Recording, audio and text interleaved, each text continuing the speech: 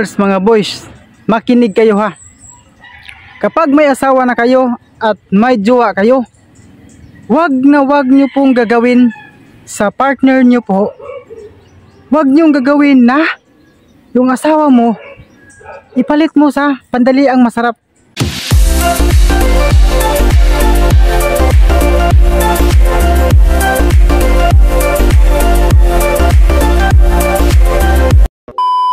Mga boys, makinig kayo ha. Kapag may asawa na kayo at may jowa kayo, wag nyo pong gagawin sa partner nyo po. Wag nyong gagawin na yung asawa mo ipalit mo sa pandaliang masarap. Kasi once na ginawa mo yon, sa bandang huli ma-realize mo din ang ginawa ng partner mo ng kabutihan para sa iyo. Kaya wag mong gagawin na lukuhin ang partner mo. Bagkus pa mahalin mo yan. Kasi once na ikaw ay magkakasakit, walang ibang makatulong kundi yung partner mo, yung tinatawag na kasama mo sa buhay.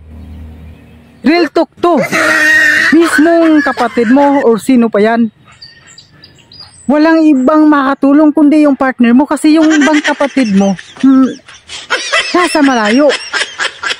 Kaya isipin mong mabuti bago gumawa ng mali. Isipin ng mabuti kung tama ba, kasi once na bumalik ka sa partner mo, sa bandang huli hindi kanya tatanggapin dahil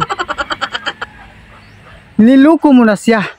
So nakatatak na yun sa isipan niya na once bumalik ka sa kanya tapos tanggapin niya, maisip na yun na hindi ka natatanggapin dahil hindi ka na need niya. Kasi sa una pa lang niluloko mo na siya. Ang tunay na pagmamahal, hindi lang sa una, hanggang sa huli. Kasi naniwala ko sa forever at sa together. Kaya lang mang masasabi ko sa inyo